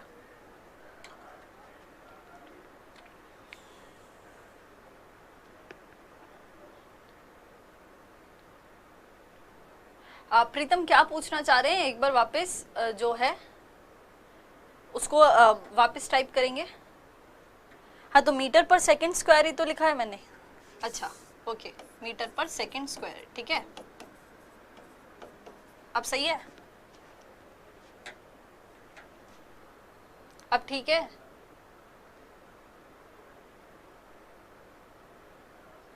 हाँ देखो किसी लैंग्वेज में हम कह सकते हैं, लेकिन एक्सेलरेशन में ना विक्रम हमको निकालना होता है चेंज इन वेलोसिटी निकालना होता है, ठीक है। नॉन यूनिफॉर्म की यदि मैं बात करती हूँ तो उसमें हम क्या निकाल रहे हैं, वेलोसिटी अपॉन टाइम निकाल रहे हैं, लेकिन एक्सेलरेशन में एक जो नया कंसेप्ट यूज होता है वो चेंज निकालना होता है, चेंज इन वेलोसिटी जो होता है उसमें अगर हम टाइम की बात करते हैं तो हम उसको कहते हैं एक्सेलरेशन। अब देखो नेक्स्ट जब हम बात करते हैं LMT का फॉर्मूला क्या होगा, L में 1, M में 0, T में -2, यही होगा। तो इसको मैं L1 T -2 भी लिख सकती हूँ। यहाँ तक आपको क्लियर होना चाहिए, ठीक है।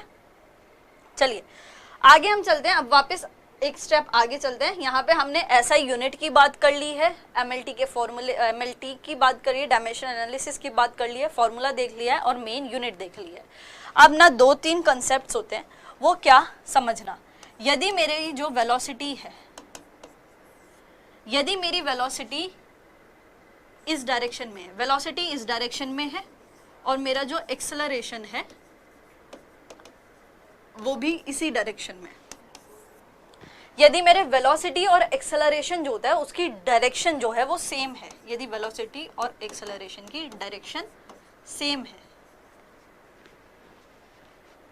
ठीक है, वेलोसिटी और एक्सेलरेशन की डायरेक्शन सेम है, तो इसको मैं कह देती हूं दैट इज कि यहाँ पे जो मेरा एक्सेलरेशन होगा उसकी वैल्यू मेरे पास पॉजिटिव आएगी। और वहीं दूसरा कंसेप्ट क्या होता है, यदि मान लो मेरे वेलोसिटी की डायरेक्शन इस साइड है और मेरा एक्सेलरेशन जो है वो इसका अपोजिट है, तो यहाँ पे जो मेरे एक्सेलरेशन की वैल्यू आएगी वो कैसी आएगी, नेगेटिव आएगी। कैसी आ जाएगी, नेगेटिव आ जाएगी। और ये जो आपको नेगेटिव एक्सेलरेशन दिख रहा है ना, इसको बोला जाता है रिटार्डेशन। रिटार्डेशन जिसको हिंदी में बोलते हैं मंदन। समझे क्या, जब हमारी वेलोसिटी भी इसी डायरेक्शन में, एक्सेलरेशन भी इसी डायरेक्शन में, तब तो एक्सेलरेशन पॉजिटिव है। यदि वेलोसिटी इस डायरेक्शन में और एक्सेलरेशन इधर चला गया, यानी एक्सेलरेशन का माइनस में उसका मान आ गया, तो माइनस एक्सेलरेशन या नेगेटिव एक्सेलरेशन को हम रिटार्डेशन के नाम से या मंदन के नाम से जानते हैं।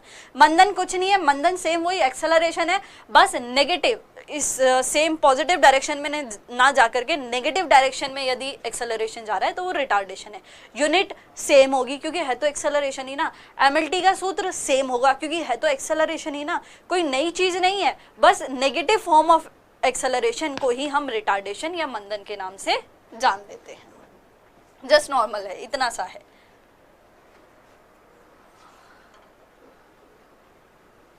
इट्स ओके प्रीतम। तो अभी ये कंसेप्ट आपको क्लियर हुआ, ये कंसेप्ट आपको क्लियर हुआ कि हम रिटार्डेशन किसको बोल रहे हैं, हम एक्सेलरेशन किसको बोले, स्पीड हमने पढ़ लिया, वेलोसिटी हमने पढ़ लिया।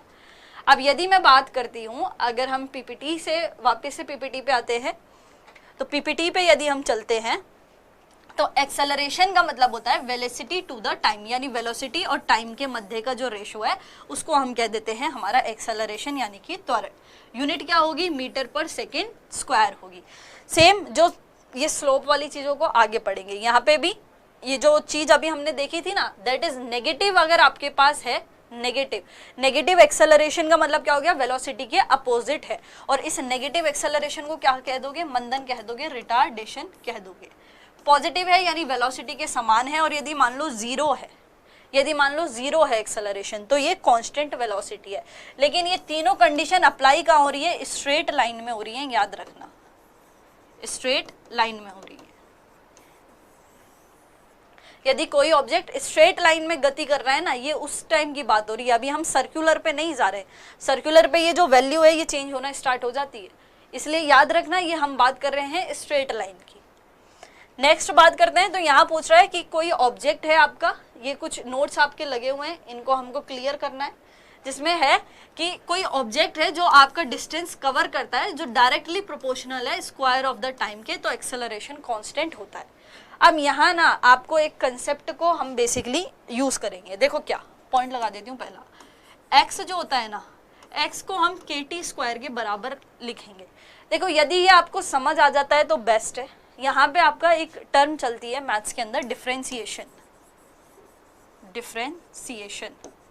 अब जो ना साइंस बैकग्राउंड से होंगे उन्होंने तो मैथ्स में पढ़ा होगा, डिफरेंशिएशन होता है, it's just like a big topic, और एक वर्स्ट टॉपिक भी कह सकते हो, बिकॉज अच्छा नहीं होता है, ठीक है।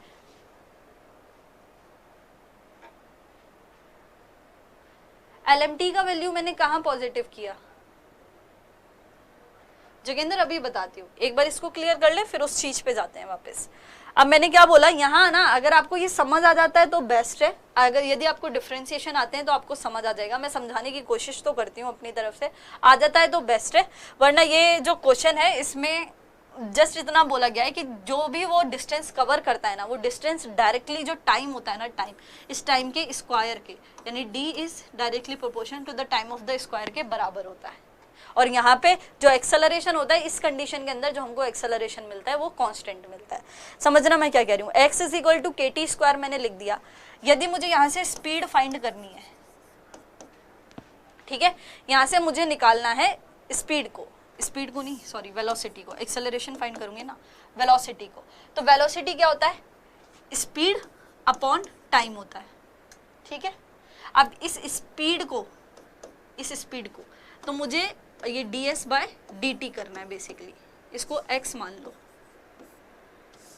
अब मुझे यहाँ dx बाय dt करना है। वापस समझना मैंने क्या किया, x की वैल्यू मेरे को दी हुई है kt स्क्वायर, वेलोसिटी मुझे फाइंड करनी है, वेलोसिटी होता है डिस्प्लेसमेंट अपॉन टाइम, ये मुझे वैल्यू दी हुई है यहाँ पे x की वैल्यू मुझे मिली गई कितनी, kt स्क्वायर, dt का dt लिखा ही हुआ है। अब यदि मैं d तो d की जगह x की जगह मैं इस वैल्यू को पुट करती हूँ kt स्क्वायर और अपॉन में dt है ये। जब मैं dy बाई dt करती हूँ इसका, ये इसी को हम डिफरेंशिएशन बोलेंगे, तो हमारा जो पावर है वो तो आगे आ जाती है, बाकी की चीजें पीछे चल जाती हैं। तो मेरे पास क्या बचा 2kt, कितना बचा 2kt। ये अगर समझ आ रहा है तो ठीक है, नहीं है तो एक डेफिनेशन को लर्न रख लेना। यहाँ से वेलोसिटी का माना जाता है, वेलोसिटी के बाद आता है हमारे पास एक्सेलरेशन, जो होता है change in velocity upon time.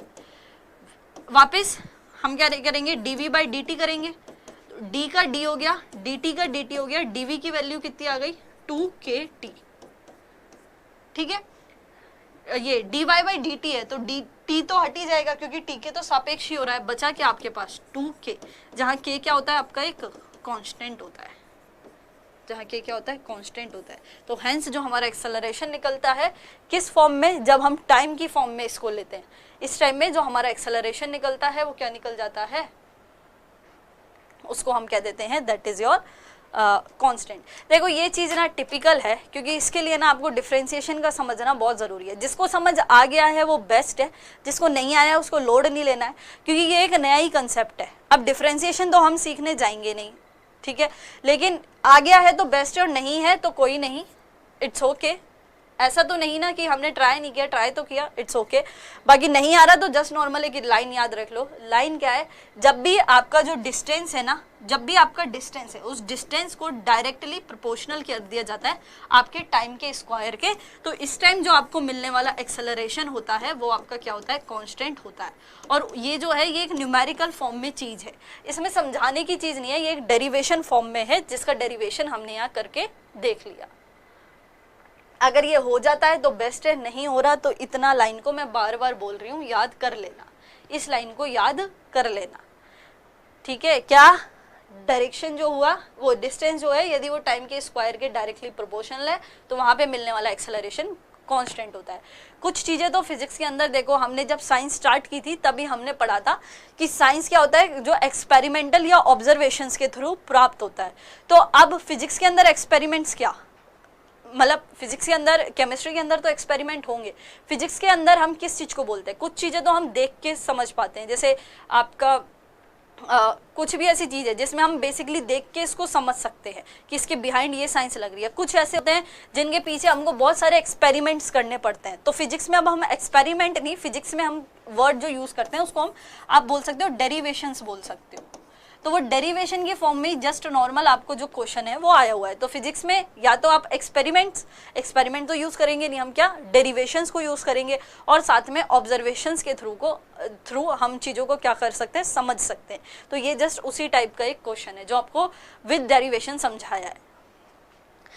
Next बात करते हैं, तो अब यहाँ आपको एक कंफ्यूजन क्रिएट होनी चाहिए कि आपका जो ऑब्जेक्ट है कांस्टेंट स्पीड के साथ माइट बी एक्सेलरेटेड, नियत चाल से गति करने वाले वस्तु को त्वरित किया जा सकता है। अब ढंग से समझो, अभी थोड़ी देर पहले मैंने क्या कहा था, यहाँ पे यदि मैं आती हूँ, हाँ यही, यदि वो नियत वेग से है तो एक्सेलरेशन 0 हो जाएगा, ठीक है। जीरो हो जाएगा। यदि वो नियत वेग से है तो एक्सेलरेशन शून्य हो जाता है। अब मैं यहाँ कह रही हूँ कि यदि कोई ऑब्जेक्ट कांस्टेंट स्पीड से चल रहा है, कांस्टेंट स्पीड का मतलब क्या हुआ, कांस्टेंट स्पीड का मतलब हमारा जो वेग है वो भी तो कहीं ना कहीं कांस्टेंट फॉर्म में ही जाने वाला है, ठीक है। स्पीड कांस्टेंट है, दैट मीन्स हम यहाँ पे कहीं वेग का भी इन्वॉल्वमेंट रख रहे हैं। अब मैम आप कह रहे हो कि वेग, जब हम स्पीड की बात कर रहे हैं वो कांस्टेंट हुई, तो आप इसको कैसे एक्सेलरेट कर सकते हो, जबकि यहाँ तो आप शून्य लिख रहे हो, यहाँ तो आप जीरो लिख रहे हो, तो यहाँ आप क्यों इसको जीरो नहीं लिख रहे हो, यहाँ क्यों आप लिख रहे हो कि वो त्वरित हो सकता है। इस चीज को फाइंड करोगे आप। जो आज का होमवर्क रहेगा वो यही रहेगा कि जब हमने चीज को पढ़ा कि इसको हम बोलते हैं जीरो, कांस्टेंट वेलोसिटी में एक्सेलरेशन को जीरो बोलते हैं, सो दैट्स वाई, फिर वाई हम स्पीड को यहाँ पे जो माइट बी एक्सेलरेटेड लिख रहे हैं, त्वरित लिख रहे हैं। नेक्स्ट पे आते हैं, एवरेज वेलोसिटी का फॉर्मूला पढ़ाए हो, ये आपके एसएससी CHSL 6/3/2003 में और साथ ही में CGL के 17वां जो 2017 है उसमें ये क्वेश्चन आया हुआ है, एवरेज वेलोसिटी का फॉर्मूला। तो एवरेज वेलोसिटी याद रखना है, initial velocity plus final velocity upon 2। इसका एक न्यूमेरिकल भी आपको दिया हुआ है जो सॉल्व आपको करना है। क्वेश्चन देख लो, find the acceleration of a body which accelerates from 10 metre per second to 20 metre per second in 4 seconds. एक पिंड का आपको त्वरण ज्ञात करना है, कितना होगा, जो 10 मीटर प्रति सेकेंड से 20 मीटर प्रति सेकेंड तक 4 सेकेंड में त्वरित होती है। निकालो इसका औसत वेग कितना होगा, बताओ इसकी एवरेज वेलोसिटी कितनी होगी, बताओ, करो फाइंड। कैसे निकालेंगे हम एवरेज वेलोसिटी का, जस्ट नॉर्मल एक फॉर्मूला दिया हुआ है, ये फॉर्मूला है इनिशियल प्लस फाइनल दिया हुआ है, तो वही करेंगे। प्रारंभिक वेग स्टार्ट कितने से हो रहा है, 10 से, उसको बोलते हैं इनिशियल, जहां खत्म हो रहा है उसको बोलते हैं अंतिम। तो ये प्रारंभिक, ये अंतिम, 10 और 20 हो गया, 20 आ गया आगे क्योंकि फॉर्मूला यही होता है, 10 चला गया पीछे, तो 20 माइनस 10/4, 10/4 कितना हो गया, 2.5 मीटर प्रति सेकेंड। ये रहा आपका फॉर्मूला। नेक्स्ट क्वेश्चन आता है एक्सेलरेशन के। भैया जो क्वेश्चन आते हैं ना वो इसी फॉर्म में आते हैं, इसी फॉर्म में आते हैं। यहाँ आपने शायद उनको प्लस कर दिया है ना, 4 + 2 कर दिया आपने राहुल, वो 20 + 30 कर दिया आपने, जबकि वो एक्चुअली में माइनस होना था, ठीक है। नेक्स्ट जो है, अब नेक्स्ट समझना क्या बोल रहा है कि जब भी कोई पिंड हवाई जहाज से गिरता है तो उसके त्वरण में वृद्धि होती है। जब भी कोई चीज एरोप्लेन से गिरती है तो उसका जो एक्सेलरेशन है वो बढ़ता है। कैसे बढ़ेगा, कैसे बढ़ेगा,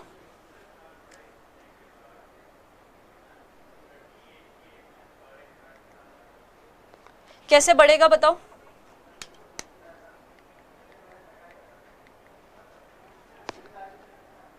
हाँ, क्योंकि यहाँ पे किसका रोल आएगा, ग्रेविटी का रोल आएगा। समझना क्या होगा, यदि मैं बात करती हूँ आपके यहाँ पे क्वेश्चन की, इस वाले क्वेश्चन की, तो यहाँ वो कहा है एरोप्लेन से ऊपर से नीचे गिराया जा रहा है, ठीक है, ऊपर से नीचे गिर रहा है, यानी कि उसमें काइनेटिक एनर्जी आ रही है। काइनेटिक एनर्जी का मतलब क्या, वो मोशन, वो एनर्जी जो किसी भी ऑब्जेक्ट की गति की वजह से आती है या मोशन की वजह से आती है, गति या मोशन की वजह से आती है, उसको काइनेटिक एनर्जी कहते हैं। काइनेटिक एनर्जी का फॉर्मूला क्या होता है, 12 mv²। जब भी किसी चीज को ऊपर से नीचे गिराया जा रहा है यानी उसकी काइनेटिक एनर्जी में क्या हो रही है, वृद्धि हो रही है। काइनेटिक एनर्जी में वृद्धि हो रही है मतलब वेलोसिटी में भी क्या हो रही है, वृद्धि हो रही है। वेलोसिटी बढ़ रहा है, इसका मतलब एक्सेलरेशन भी क्या हो रहा है, बढ़ रहा है। इस बिहाइंड से भी आप इस चीज को क्या कर सकते हो, याद रख सकते हो। काइनेटिक एनर्जी, वेलोसिटी का बढ़ना, और वेलोसिटी बढ़ेगा तो भैया एक्सेलरेशन तो बढ़ेगा, दोनों की डायरेक्शन भी सेम आ रही है। नेक्स्ट है, किसी पार्टिकल को यदि ऊपर की तरफ फेंका जाता है तो जब वो अपने हाईएस्ट पॉइंट पे होता है ना, तो उस हाईएस्ट पॉइंट पे उसके अंदर एक डाउनवर्ड एक्सेलरेशन आता है। यहाँ पे आपका जी जो है वो मेन रोल प्ले करता है।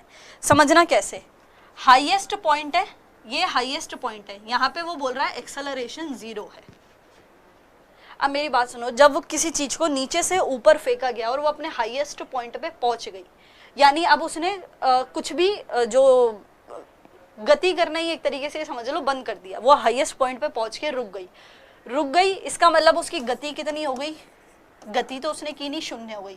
गति 0 हो गई, इसका मतलब चाल भी क्या हो गई, जब गति 0 है तो चाल भी क्या हो गई, 0 हो गई। चाल शून्य हो गई तो हमारा वेग भी क्या हो गया, शून्य हो गया, और जैसे ही हमारा वेग शून्य हुआ तो हमारी एक्सेलरेशन भी क्या हो गया, शून्य हो गया। स्टार्टिंग से समझे? हाँ, गति जो है, गति इस पॉइंट पे जीरो हुई, गति की वजह से चाल जीरो हुई, चाल की वजह से वेग जीरो हुआ, वेग से एक्सेलरेशन जीरो हो गया।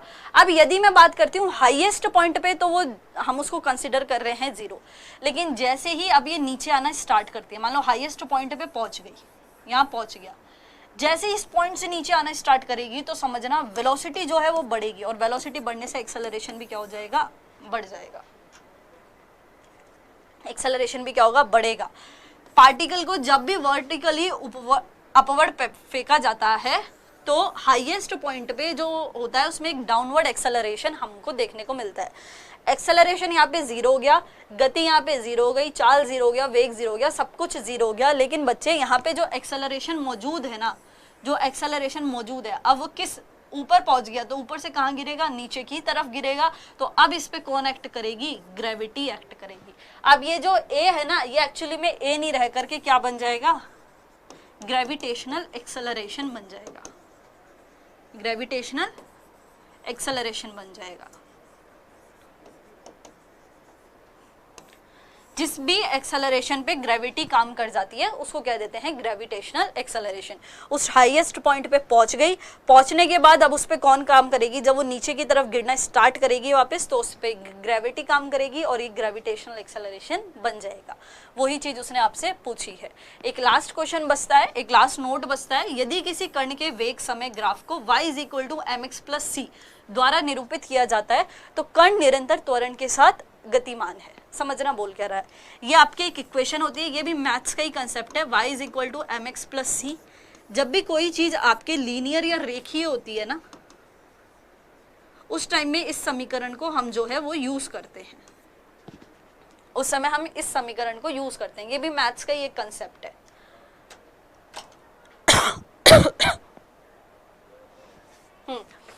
y = mx + c हो गया, ये लीनियर के लिए हम बेसिकली रेखीय के लिए यूज करते हैं। याद रखना ये जो आपको दी हुई है ना ये इक्वेशन, ये रेखीय के लिए दी हुई है। जब भी हम वेग या समय के मध्य, ये वेग और ये हो गया समय, वेग और समय के मध्य जब लीनियर की है तो ये लीनियर, हम जब एक ग्राफ बनाते हैं तो हमको जो मिलता है ना यहाँ से, इसको बोलेंगे एक्सेलरेशन, और ये जो एक्सेलरेशन मिलेगा वो कैसा मिलेगा, यूनिफॉर्म मिलेगा, यानी कि समान मिलेगा। कंसेप्ट क्या है, y = mx + c होता है। mx + c लीनियर या रेखीय के लिए यूज होती है। जब भी वेग और समय के मध्य ग्राफ बनाया जाता है तो एक्सेलरेशन जो मिलेगा वो लीनियर मिलेगा, क्योंकि लीनियर की इक्वेशन आपको दी हुई है, लीनियर मिलेगा। लीनियर का मतलब क्या हो गया कि वो वहां पे मिलने वाला वेग आपका नियत है, यानी कि आपका एक कांस्टेंट एक्सेलरेशन है, यानी कि आपका एक यूनिफॉर्म एक्सेलरेशन है। ठीक है, अब कुछ क्वेश्चन है आपके लिए जिनका आंसर कर दीजिए। वेलोसिटी जो होता है, वेलोसिटी = टाइम होता है। डिस्प्लेसमेंट, डिस्टेंस, स्पीड या एरिया। वेलोसिटी को हम किसके रूप में परिभाषित करते हैं, टाइम। हाँ, फास्टली आंसर करते चलिए। अब आपके क्वेश्चंस भी पढ़ लेते हैं। हाँ, पृथ्वी माता कृपा कर देती हैं, वेरी गुड। अब है हाँ, जब बॉल ऊपर गई हाईएस्ट पॉइंट पे हुई ना, उस टाइम एक्सेलरेशन 0।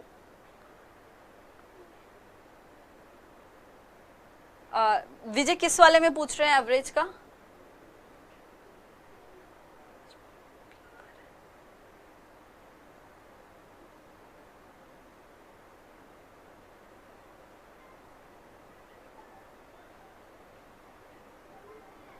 हाँ, वेलोसिटी होगी नीचे से ऊपर जाने पर। हाँ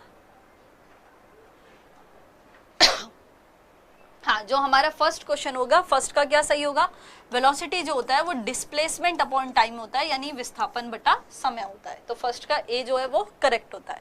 second, the movement of a body in a certain distance is called, एक निश्चित दिशा में पिंड की चाल को डैश कहा जाता है, डिस्टेंस, डिस्प्लेसमेंट, एक्सेलरेशन या वेलोसिटी। एक निश्चित दिशा में पिंड की चाल को डैश कहा जाता है, एक निश्चित दिशा में पिंड की चाल को डैश कहा जाता है। सबसे पहले अभय ने आंसर किया है, बताइए और सभी आंसर। अब है आपका जो आंसर है वो गलत है।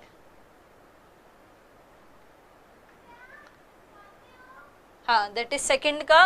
अरे भैया वो बोल रहा है एक निश्चित दिशा में पिंड की चाल, पिंड की चाल, एक डेफिनेट डायरेक्शन में यदि आपको स्पीड निकालनी है तो उसको वेलोसिटी कहा जाता है, वेग कहा जाता है। ये डेफिनेशन हमने देखी भी थी। स्पीड आया है दैट मीन्स वेलोसिटी आएगा, ना कि displacement. Third question, what is the unit of velocity, यानी वेग का एसआई मात्रक क्या होगा?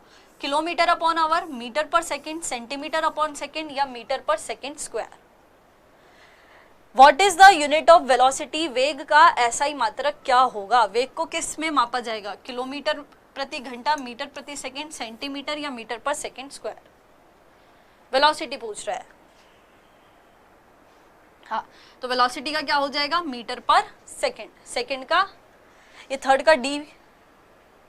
मीटर पर सेकेंड स्क्वायर में क्यों जाएंगे आप लोग? मीटर पर सेकेंड स्क्वायर तो देखो वेलोसिटी जो होता है वो डिस्प्लेसमेंट अपॉन टाइम होता है, मीटर और ये हुआ सेकेंड, तो ये हो जाता है मीटर पर सेकेंड। एक्सेलरेशन जो होता है वो वेलोसिटी अपॉन टाइम होता है, तो वेलोसिटी कितना होता है? मीटर अपॉन सेकेंड, ये हमने देखा यहाँ से, एक और सेकेंड, तो ये हो जाता है मीटर पर सेकेंड स्क्वायर। वो एक्सेलरेशन का होता है। मीटर प्रति सेकेंड जो होता है वो आपके होता है दैट इज योर वेलोसिटी का।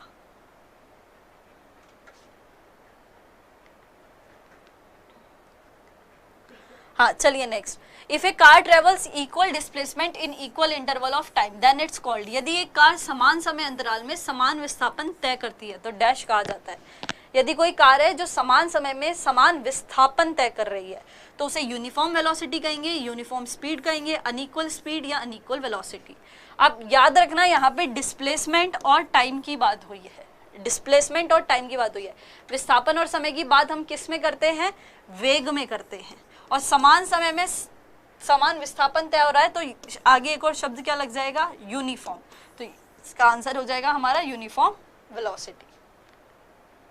चलिए नेक्स्ट क्वेश्चन को अभी मार्क करते हैं, फिर आगे वाले इसको बाद में करेंगे। The rate of change of velocity is called, वेग में परिवर्तन की दर डैश कहलाती है? चाल, त्वरण, डिस्टेंस या दूरी या डिस्प्लेसमेंट। जो आपका वेग है उस वेग में परिवर्तन की दर आपके पास क्या कहलाएगी? वेग में परिवर्तन की दर आपके पास क्या कहलाएगी? हाँ, तो सिक्स्थ का क्या होगा? B, acceleration. What is the SI unit of acceleration, त्वरण का एसआई मात्रक क्या होगा? मीटर प्रति second square, centimetre upon second, metre per second या सेंटीमीटर अपॉन सेकेंड स्क्वायर? बताइए आपके एक्सेलरेशन का एसआई मात्रक क्या होगा? हाँ, दैट इज क्या होगा? मीटर प्रति सेकेंड स्क्वायर, यानी सेवेंथ का ए।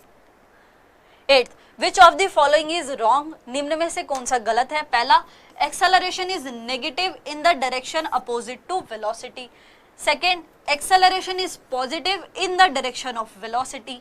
Third, acceleration in the direction opposite to the bound velocity is positive. या fourth, acceleration at constant velocity is zero. बताइए निम्न में से कौन सा गलत है? ये हमने पढ़ाई था, जब आपका वेलोसिटी है वो अपोजिट होगा तो एक्सेलरेशन नेगेटिव होगा, जब वेलोसिटी जो है वो सेम होगा मतलब सेम डायरेक्शन में होगा तो एक्सेलरेशन पॉजिटिव होगा। तो ए और बी तो करेक्ट है, ठीक है। सी हमने शून्य का भी पढ़ा था, बच क्या गया? Option number D. तो हमारा जो राइट आंसर होता है वो क्या हो जाएगा? Option C. चलिए next, what type of quantity is acceleration, त्वरण किस प्रकार की राशि है? स्केलर या वेक्टर, बाउंडेड या फिर बाइसाइक्लर, दी अदिश। बताइए what type quantity of scalar, that is ninth का बी क्या हो गई हमारे पास? वेक्टर। नेक्स्ट जो है वो टॉपिक स्टार्ट होगा, लेकिन उससे पहले बीच में एक न्यूमेरिकल रह गया है आपका। न्यूमेरिकल जो है जस्ट नॉर्मल आपसे एवरेज स्पीड पूछ रहा है, एवरेज स्पीड पूछ रहा है, औसत जो है वो आपकी चाल पूछ रहा है। कितने में? ढंग से समझना।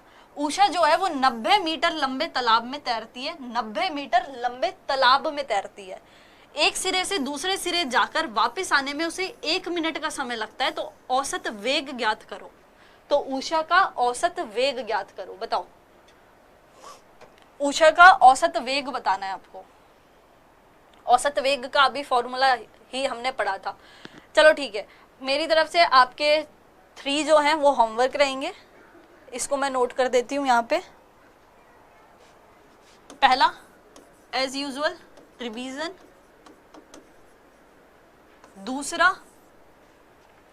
मैंने आपको क्वेश्चन दिया था, है ना, वो कांस्टेंट वेलोसिटी वाला, वो आपको बताना है कि वो जीरो वेलोसिटी है या कांस्टेंट वेलोसिटी है। हमने जीरो पढ़ा है, फिर वो माइट बी एक्सेलरेटेड क्यों दिखा रहा है, माइट बी एक्सेलरेटेड क्यों दिखा रहा है।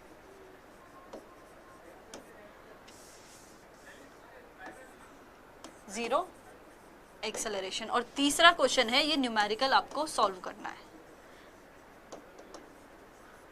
ठीक है, आज की क्लास है उसको अभी फ्री करते हैं, यहीं पे स्टॉप करते हैं। एक बार चीज़ों को ना क्लियर कर लेना। आज थोड़ी सी टिपिकल चीज़ें चली हैं, तो मे बी माइंड थोड़ा ऐसा हो गया हो कि क्या है क्या है क्या नहीं है। तो उसके लिए बेस्ट सॉल्यूशन क्या होता है, रिवीजन रिवीजन रिवीजन। रिवीजन करो, चीज़ें क्लियर मतलब माइंड में सेट होती जाएंगी और अपने आप याद भी होती जाएंगी। तो हेडेक नहीं लेना है, मस्त रहना है और बढ़िया से रहना है, अपने आराम से रहना है। जितना पढ़ा है उसको अच्छे से पढ़ना है, बस इतना करना है। और 2 क्वेश्चन है उनको सॉल्व करना है। Okay, welcome. अभी क्लास को फ्री करते हैं, फटाफट आप वो कर दीजिए, कमेंट कर दीजिए। मैम फिजिक्स की थ्योरी समझ में आ जाती है मगर विजुअलाइज नहीं होती है। विजुअलाइज कैसे हर्षित, मतलब उसको आप समझ में आ गई है लेकिन आप उसको मे बी माइंड में नहीं सेट कर पा रहे हो, ऐसा? हाँ, कम से कम आप 2 रिवीजन तो करना होगा, बिकॉज क्योंकि टॉपिक थोड़ा सा एक अबव था। देखो 2 टॉपिक हैं जो ना टिपिकल हैं ही, एक तो ये मैकेनिक्स वाला और एक आपका आएगा चैप्टर नंबर 5 इलेक्ट्रोडायनेमिक्स वाला। यहाँ आपको चीज़ें ना बहुत ज़्यादा घुमाएंगी और बहुत ज़्यादा कंफ्यूज भी करेंगी, और दोनों ही इम्पोर्टेंट चैप्टर है, बहुत ज़्यादा कंफ्यूज करेंगी चीज़ें। ओके रिंकू, एक काम करना, अभी तक जितनी भी क्लासेज हैं उन सभी को एक बार देख लेना, तो पीछे का जो पूरा है उसको पढ़ लोगे ना, तो अभी आगे आने वाली जो चीज़ है वो आपको क्लियर हो जाएगी। वैसे आज की क्लास भी आपको समझ में आ जानी चाहिए।